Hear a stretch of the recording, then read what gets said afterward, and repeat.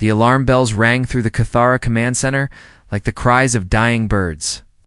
Captain Zenth pressed his 4 hands against the communication panel, his spider-like body trembling as he watched the screens show his world burning. The Vector had come without warning, their massive bioships dropping from space like dark clouds of death. "Send the message again," Zenth ordered his communications officer. "Broadcast on all frequencies. Someone must hear us." The young Cathara nodded, his own hands shaking as he worked the controls. Outside the command center's windows, they could see the green fires spreading across their beautiful cities. The Vector were not just killing his people, they were harvesting them, feeding them to their living ships like fuel. Zenth had seen the reports from other worlds. The Vector would strip everything that could serve as food or building material. When they finished, nothing would remain but empty rock floating in space. His people, who had never hurt anyone, who spent their lives creating art and growing beautiful gardens, would simply cease to exist. "This is Captain Zenth of the Cathara Defense Fleet." He spoke into the transmitter, trying to keep his voice steady. "Our world is under attack by the Vector swarm. They have already destroyed our outer colonies. We have maybe days before our homeworld falls. We are sending this message to anyone who can hear us. Please, if there is anyone out there with the power to help us, we are begging for aid." He paused, looking at his officers. They all knew the truth. The major powers of the galaxy would not come. The proud Altarian Empire was too busy with their own wars. The Nexus Collective would calculate that helping the Cathara was not profitable. The ancient Vorthan Republic would debate for months while his people died. "We know we have little to offer in return," Zenth continued. "We are not warriors, have no great weapons or vast fleets. But we are living beings who want only to survive and care for our families. If anyone receives this message, please remember that we existed. Please remember that we asked for help." The message went out into space, traveling at light speed toward distant stars. Most who received it would ignore it or file it away as another tragedy too far away to matter. But on a small monitoring station at the edge of known space, Lieutenant Commander Jake Tskis, Morrison sat up straight in his chair. Morrison was young for his rank, but he had good instincts. He had been monitoring deep space communications for 3 years, listening to the chatter between alien civilizations. Most of it was boring trade negotiations or diplomatic messages. But this transmission made his blood run cold. He had heard of the Vector. Every spacefaring species had nightmares about them. They were like a plague that moved from star to star, consuming everything in their path. Most people hoped they would never come close to human space. Morrison had always wondered what would happen if they did. He immediately sent the message to Earth Command, adding his own note. Priority 1. Request immediate review by Admiral Rodriguez. The Vector are active again, and they're hitting civilian targets. On Earth, Admiral Lisa Rodriguez was finishing a late dinner when the message reached her office. She was a small woman with steel-gray hair and eyes that had seen too much war. When she read Morrison's report and listened to the Cathara transmission, she set down her coffee and called her staff. "Get me everything we have on the Vector," she told her intelligence chief, "and find out where this Cathara system is. How far from our space?" Within 2 hours, Rodriguez had her answer, and she did not like it. The Cathara system was only 12 jumps from the nearest human colony. If the Vector finished with the spider people and kept moving, they would eventually reach human space. But that was not what decided her. Rodriguez had read the full Cathara transmission, including the parts where Captain Zenth described children being torn from their parents' arms and fed to the bioships. She had seen the tactical reports showing how the Vector were methodically destroying every city, every farm, every trace of Cathara civilization. "Ma'am," her chief of staff said carefully, "the Galactic Council has already discussed this situation. They've decided that intervention is too risky. The Vector fleet is too large, and the Cathara system is too far from major trade routes to justify the losses." Rodriguez looked at him with the expression that made junior officers check their uniforms. "Did the Galactic Council ask us what we thought?" "Well, no, ma'am. Humans aren't considered a major power. They assume we wouldn't have the capability to mount an effective response." "I see." Rodriguez stood up and walked to the window, looking out at the lights of Earth's cities. Her own grandchildren were sleeping safely in one of those cities, protected by the peace that humanity had fought so hard to build. "Get me Captain Brooks," she said finally. "Tell him to prepare the Third Fleet for immediate deployment."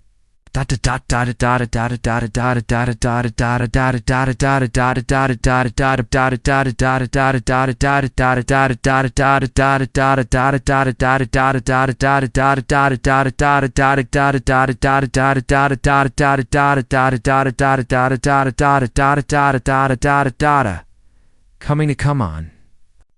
Send a message to the Galactic Council.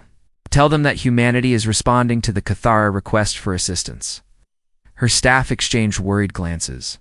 The Third Fleet was powerful by human standards, but tiny compared to the forces the Major Galactic powers could field.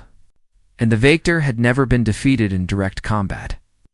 "Ma'am," the intelligence chief said, "our analysts estimate only a 30% chance of success. The Vector have superior numbers, and their bioships can regenerate damage faster than conventional weapons can inflict it." Rodriguez nodded. "I've read the reports. But there's something our analysts haven't factored in." "What's that, ma'am?" "We're human." She turned back to face her staff. "The other species call us Deathworlders because we come from a planet that tried to kill us every day for millions of years. They think that makes us primitive, but it also makes us stubborn." She activated the communication system. "This is Admiral Rodriguez to all fleet commanders. We have received a distress call from the Cathara homeworld. They are facing extinction at the hands of the Vector swarm. The Galactic Council has decided not to intervene. We have decided differently." The message went out to every human ship in space, to every colony, to every military base. Within hours, volunteers were stepping forward, not because they expected to win, not because they expected to survive, but because someone had asked for help. And humans did not ignore such calls. Captain Ryan Brooks received his orders, while his ship, the Taze Valiant, was docked at Mars Station. He was a veteran of the Centauri border war, a man who understood both the cost of fighting and the cost of standing aside while innocents died. "Sir," his first officer said, "the Galactic Council has formally protested our involvement. They're saying we'll only make things worse." Brooks looked at the star charts showing the route to Cathara space. It was a long journey through hostile territory to reach people he had never met, to fight enemies that had never been defeated. "Reply to the Galactic Council," he said. "Tell them we appreciate their concern, but we don't abandon people who ask for help." As the Third Fleet prepared for departure, the galaxy watched with a mixture of curiosity and pity. The young species from the Death World was about to learn a hard lesson about the realities of galactic power. The Vector would consume them just as they had consumed so many others, but on Earth and in human space there was no doubt about what had to be done. The Cathara had called for help. Help was coming. The human fleet dropped out of hyperspace at the edge of the Cathara system, and Captain Ryan Brooks felt his stomach turn at what he saw. The outer planets were gone. Not destroyed, but stripped clean like fruit eaten down to the core. Once there had been worlds with cities and forests, now only bare rock remained, spinning slowly in the darkness. "My God," whispered his navigation officer, staring at the tactical display. "They really did it. They ate entire planets." Brooks studied the readings coming from his sensors. The Vector bioships moved through the system like a swarm of massive insects. Each ship was the size of a small city, its hull pulsing with sickly green light. They looked more like diseased whales than proper spacecraft, covered in what might have been scales or armor plates that seemed to breathe. "Sir, we're receiving a transmission from the surviving Cathara forces," his communications officer reported. It threw. The face that appeared on the main screen was clearly exhausted. Fleet Commander Yixto looked like he had not slept in days. His forearms moved nervously as he spoke, and his large eyes held the hollow look of someone who had seen too much death. "Human vessels. This is Commander Yixtel, of what remains of the Cathar Defense Fleet. I must warn you. CONVENTIONAL weapons are useless against the Vector. Their bioships heal faster than we can damage them. We have lost 80% of Our fleet trying to stop them. Should retreat while you still can. Brooks leaned forward in his command chair. Commander, this is Captain Brooks of the Terran Expeditionary Force. We didn't come here to retreat. We came here to help. Wait. What can you tell us about their weaknesses? Yixtal's translator made a sound that might have been bitter laughter. Weaknesses? Captain, we have been fighting them for 6 days. They overwhelm us with numbers. When we damage their ships, the wounds close within minutes. When we board their vessels, their defenders tear our people apart with claws and acid. They are like a disease that cannot be cured. Every enemy has weaknesses, Brooks said calmly. You just have to find them. Are you willing to coordinate with us for one more attack? The alien commander was quiet for a long moment. Then he nodded. Yes, my people are already dead. If there's even a small chance, we must take it. Brooks turned to his tactical officer. What do we have on Vector combat patterns? Sir, I've been analyzing their movements. They rely on swarming tactics and regeneration. But they always focus their attacks on single targets. They don't seem to adapt well to coordinated strikes from multiple directions. Brooks smiled grimly. That's something we can work with. Get me Colonel Parker.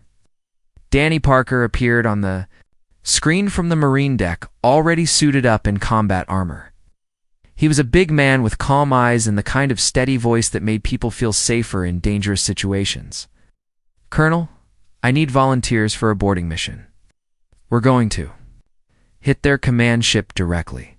Parker nodded without hesitation. How many Marines do you need, sir? As many as you can spare. This won't be easy. Sir, with respect, nothing we do is easy. That's why they send Marines, while Parker prepared his assault teams. Chief Engineer Amy Foster worked frantically in the ship's weapons bay. She was a small woman with grease-stained coveralls and the intense focus of someone solving a complex puzzle. The problem is regeneration, she muttered to her assistant. Are there bioships? Heal damage by growing new tissue. But what if we don't give them time to heal? She had been studying the sensor readings from previous battles. The Vector ships could indeed regenerate damage, but the process took energy and time. If human weapons could maintain constant focused fire on a single point, they might be able to overwhelm the healing process.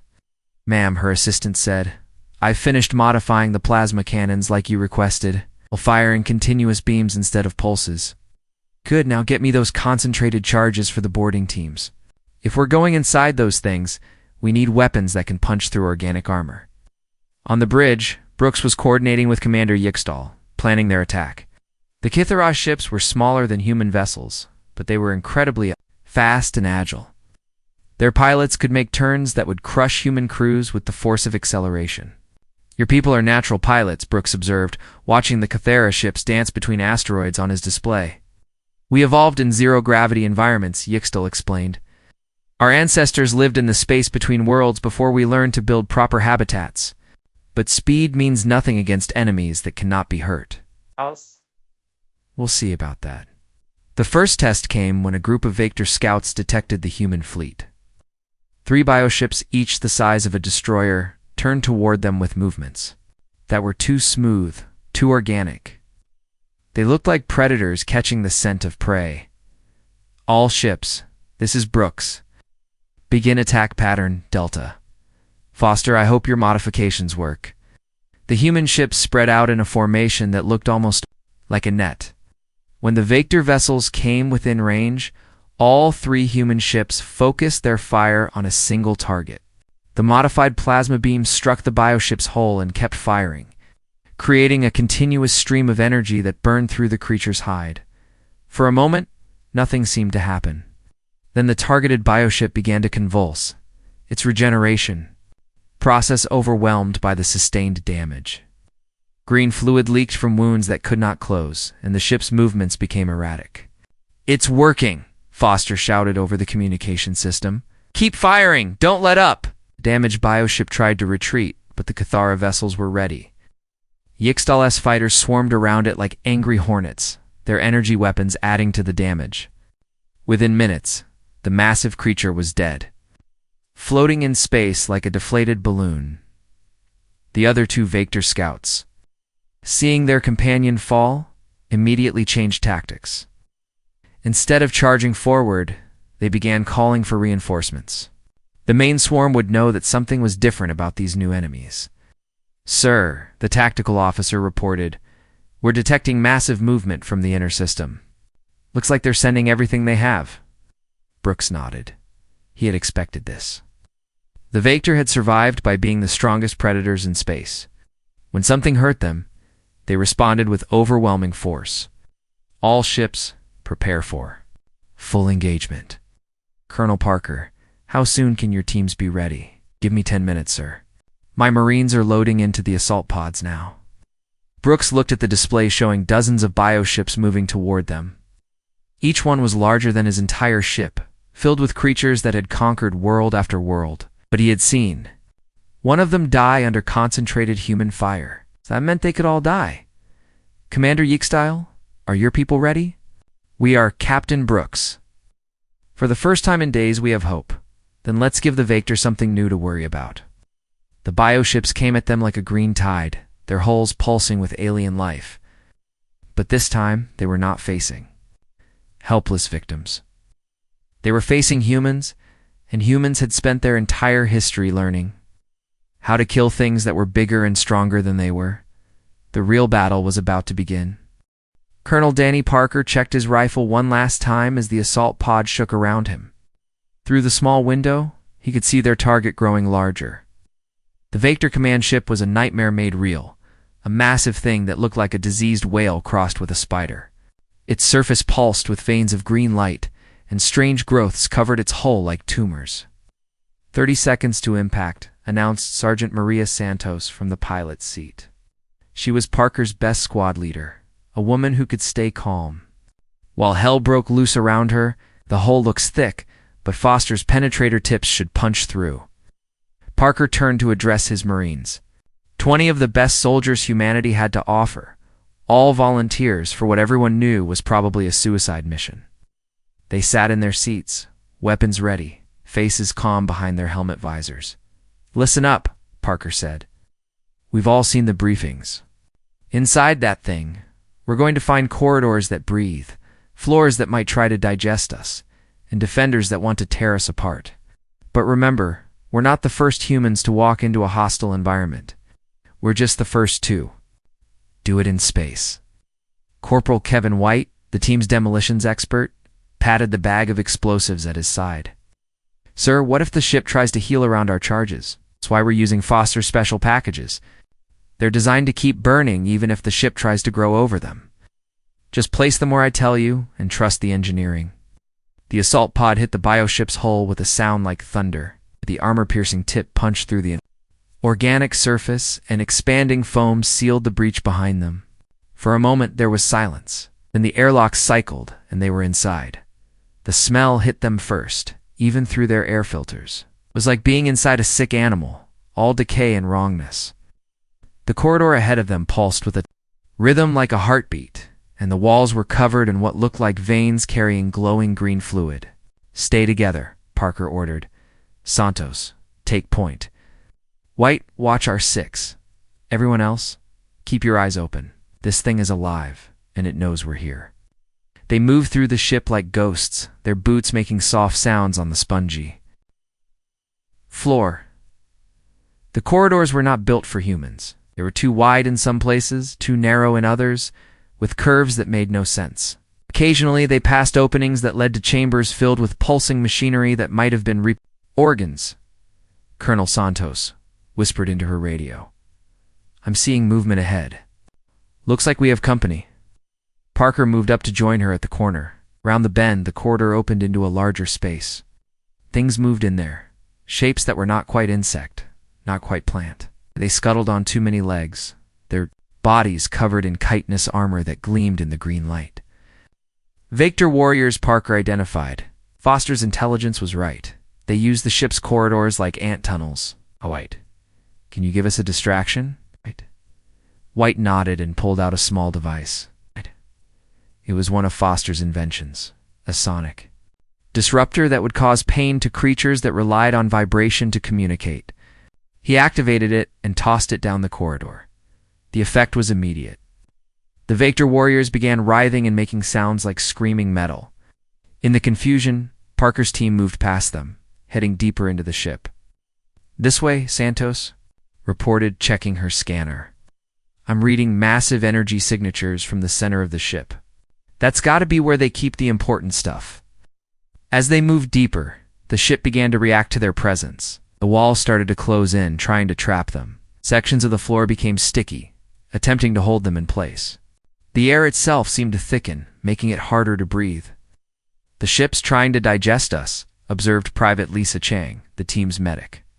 She said it with the same tone she might use to comment on the weather. "That's new." Parker smiled grimly. Chang was from Alaska, where everything in the environment tried to kill you. She treated hostile alien ships like just another Tuesday. Reached a junction where 5 corridors met. The center was something that might have been an elevator, but it looked more like the inside of a throat. Green slime covered the walls, and tendrils hung down like diseased vines. "Sir, White said I don't like the look of that." "Neither do I, but according to the scans, it's the fastest way to the command center." Before anyone could argue, the ship shuddered around them. Through the organic walls, they could hear the sounds of battle. Captain Brooks was keeping his promise, maintaining the attack to give them time. "Move," Parker ordered, and they stepped into the elevator. The ride was like being swallowed by a giant creature. The walls pressed in around them, and they could feel the ship's heartbeat through the floor. But after what felt like hours, they emerged into a vast chamber that took their breath away. The command center was a nightmare of biological engineering. Massive organs pulsed with energy, connected by tubes and cables that looked like blood vessels. In the center of it all was the brain, a thing the size of a small building that glowed with alien intelligence. There, Santos pointed to a cluster of energy conduits. "That's where the bioweapon is charging." Parker could see readouts on organic displays showing the weapon's progress. They had maybe 10 minutes before it would be ready to sterilize the entire system. "White, start placing charges on those conduits." "Secure the perimeter."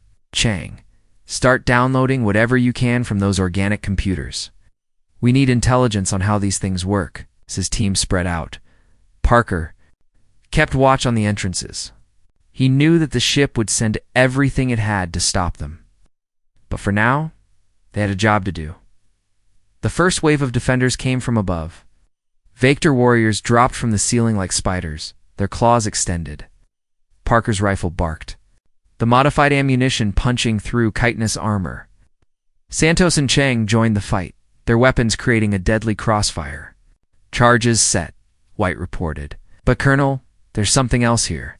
Some kind of data core. It looks like it contains information about other worlds, other targets." Parker made a decision that would change everything. "Download it all. Every bit of intelligence we can get." "Sir, that'll take time we don't have." "Then we make time." As the battle raged around them, the Marines worked frantically to complete their mission. The bioweapon continued to charge, its energy building to levels that would mean death for billions. But for the first time in the war, humans were inside a Vector command ship, and they were learning its secrets. The real question was whether they would live long enough to use what they learned. The bioweapon's energy readings climbed higher as Colonel Parker watched his Marines work. The massive organic brain in the center of the command chamber pulsed faster, and the air itself seemed to vibrate with deadly power. Through his helmet, radio, he could hear Captain Brooks coordinating the space battle above. "Colonel, this is Brooks. Reading massive energy buildup from your location. How much time do you need?" Parker looked at his team. Corporal White was still placing explosive charges while Private Chang worked frantically to download alien data from the organic computers. Sergeant Santos stood guard at one of the entrances, her rifle ready for the next wave of defenders. "Give us 5 more minutes, Captain." "I don't think we have 5 minutes. That weapon is almost ready to fire." Parker made the hardest decision of his military career. Instead of ordering his team to evacuate, he keyed his radio to the command frequency. "All teams, this is Parker. We're not just disabling the weapon, we're taking everything we can learn about these creatures. This intelligence could save other worlds." "Sir," White called out, "the charges are set, but I found something else. There's a whole network of these command ships. This brain thing is connected to others across the galaxy. If we can tap into it, do it, Parker ordered. Let's download everything. Chang looked up from her workstation, her face pale behind her visor. Colonel, the data I'm seeing here, it's a target list. Hundreds of worlds marked for consumption, including Earth. The implications hit Parker like a physical blow. The Vector were not just random destroyers.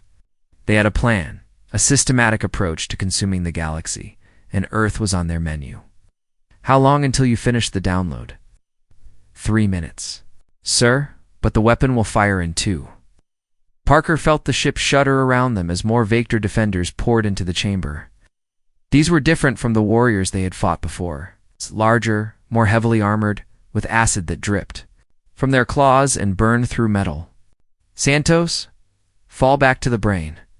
We make our stand there. The Marines formed a defensive circle around the massive organ, using its bulk for cover. The Vector came at them from all directions, scuttling along the walls and ceiling like nightmarish spiders. Parker's modified rifle sent explosive rounds into their ranks, but for every one that fell, 2 more took its place. White, how are those charges looking? Ready to go, sir.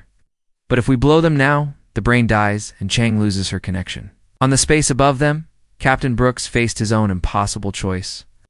His fleet was taking heavy damage from the Vector swarm, but he could not abandon the Marines. Through his sensors, he watched the bioweapons energy reach critical levels. Sir, his tactical officer reported, the weapon is about to fire. If we don't retreat now, ... We hold position, Brooks said firmly. Our people are still down there. Commander Yixtel, listening to the human communications, felt something he had not expected. These aliens were willing to die for each other, and for people they had never met. His own species valued life above all else, but these humans seemed to value something even more. Captain Brooks, Yixtel transmitted, my ships will cover your retreat.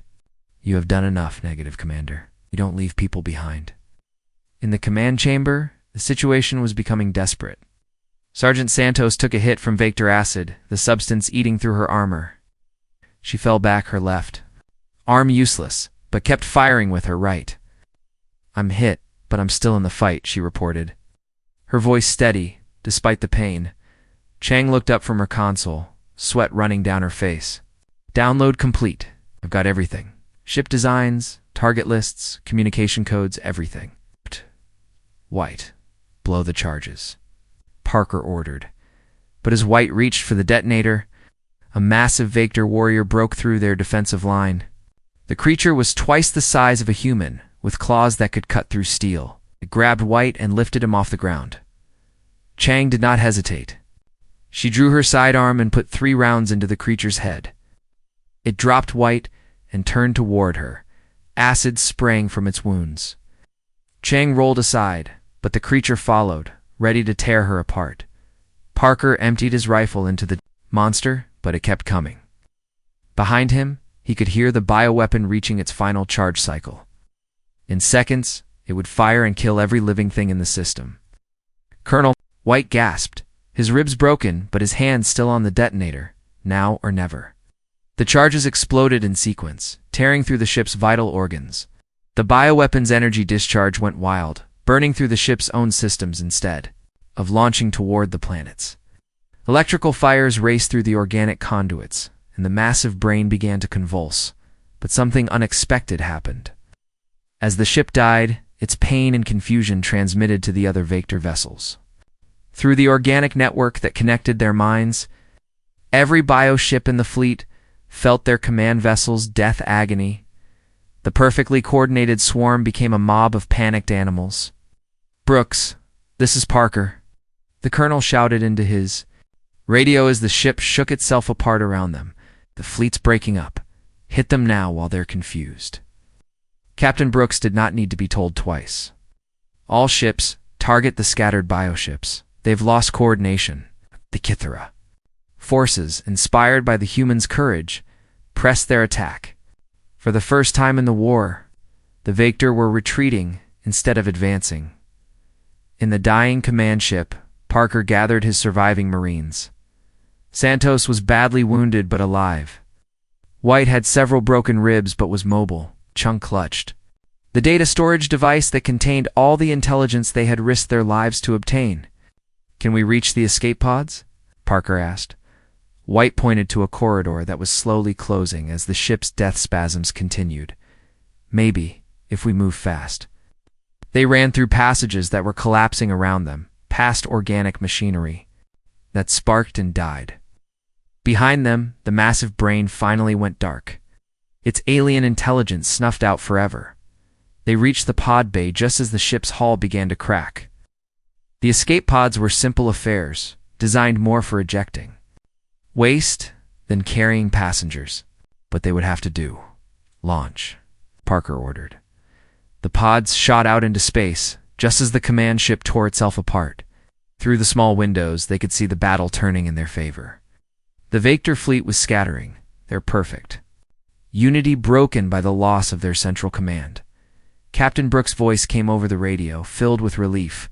"Parker, you magnificent bastard, you did it. The whole swarm is falling apart." But Parker was looking at the data device in Chang's hands. The intelligence they had gathered would change everything. For the first time, humanity understood what they were really fighting against, and they had proven that even the most terrifying enemy could bleed. The Vector fleets scattered across the Cathara system like leaves in a windstorm. Without their command ship to coordinate them, the bioships moved randomly, bumping into each other and firing at shadows. His tactical display and smiled grimly. "All ships, this is Brooks. The enemy has lost coordination. We hunt them down one by one. No survivors." The intelligence that Private Chang had downloaded was already proving valuable. Chief Engineer Foster had found weaknesses in the bioship designs, points where concentrated fire could cause cascade failures. What had seemed impossible hours ago was now just a matter of systematic execution. Commander Yickstall's voice came over the communication system, filled with an emotion his translator could not properly convey. "Captain Brooks, my people owe you a debt that can never be repaid. We had given up hope. No debt needed, Commander. This is what we do." The final hunt began. Human and Cathara ships worked together, using their different strengths to corner the fleeing bioships. The spider-like aliens were natural pilots, able to make turns and maneuvers that would crush human crews. The humans brought firepower and tactical thinking, turning the pursuit into a carefully planned operation. Colonel Parker and his surviving Marines were picked up by a rescue shuttle and brought aboard the medical bay of the TES Valiant.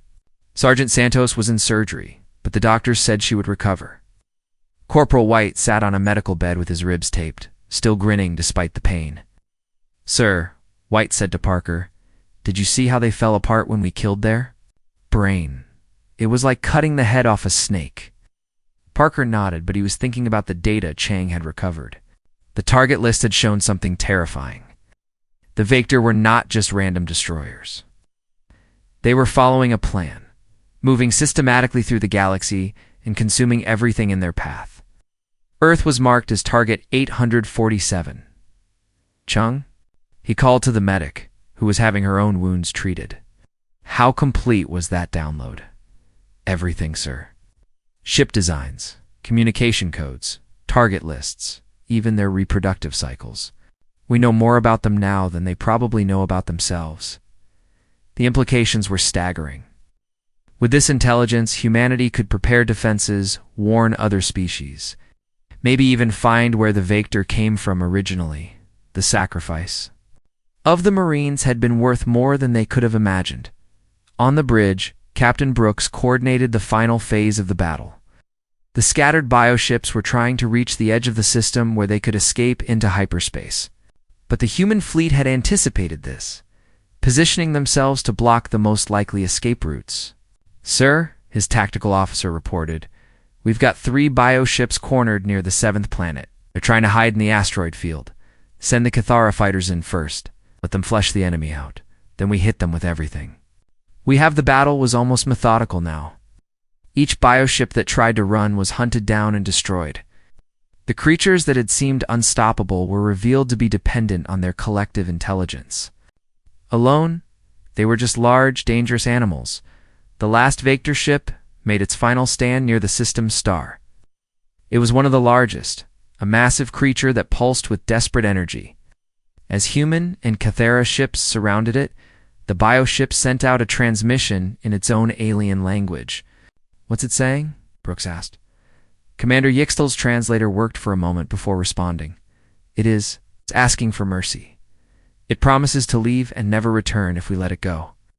Brooks thought about the cities he had seen burning, the harvested populations, the children torn from their parents' arms. He thought about the target list that included Earth and hundreds of other innocent worlds. Tell it no. The final bioship died under concentrated fire from a dozen vessels. Its death convulsions lit up the space around the star like a green firework. Then there was silence. "This is Commander Yixtel to all Cathara forces," came the transmission. "The Vector are gone. Our homeworld is free." Across the system, on the surviving planets and space stations, the spider-like beings celebrated their survival. Cities that had been preparing for death began to plan for rebuilding. Children who had hidden in underground shelters emerged too. See sunlight again? But the real impact of the victory was felt far beyond the Cathara system. News of humanity's success spread through the galaxy faster than light, carried by traders and diplomats who could hardly believe what they were hearing. The Galactic Council convened an emergency session. The same beings who had dismissed human involvement days earlier now faced an uncomfortable truth. The young species from the Death World had accomplished what the great powers had deemed impossible. Admiral Maltregas addressed the Galactic Assembly. Via long-range transmission, her image appeared before representatives of dozens of species, all of whom had previously considered humans to be primitives playing at galactic politics. "Honorable delegates," Rodriguez began, "we did not help the Cathara to gain power or territory. We helped them because they asked for help, and because it was the right thing to do. That is who we are. When someone calls for help, we answer, regardless of the cost." In the weeks that followed, everything changed. The intelligence gathered by Chang and her team was shared freely with any species that requested it. Humanity's scientists worked with alien researchers to develop new defenses against bioship technology. The target list was distributed to every world the Vector had marked for consumption. But the most significant change was in how other species viewed humanity. The dismissive term Deathworlders began to take on a different meaning. Instead of primitives, humans were seen as the people you called when hope seemed lost. Small worlds that had been ignored by the major powers began to reach out to Earth. Mining colonies threatened by pirates, agricultural worlds facing natural disasters. Research stations cut off by political conflicts all began to send requests for human assistance, and humanity answered. Colonel Parker, recovered from his wounds, found himself training a new generation of Marines for what everyone knew would be more dangerous missions. The galaxy was a hostile place, full of threats that the major powers were too busy or too careful to face. During one training session, a young recruit asked Parker what made humans special compared to all the other species in the galaxy. Parker looked out through the window at Earth's blue skies and white clouds, thinking about everything his species had survived just to reach this point. Wars, plagues, natural disasters, and countless other challenges that had shaped them into what they were. "We're not special," he said finally. "We just don't quit. We don't abandon people who need help. We don't back down when something needs to be done, even if the odds are bad." Turned to face the young Marine. And sometimes, that's enough. In the Cathera system, Commander Yixtel stood in his rebuilt command center, looking out at stars that no longer held terror. A memorial stood in the center of the city, listing the names of every human who had died to save his people. The inscription at the bottom was simple: "They heard our call for help, and they came." It was a lesson the galaxy would not forget.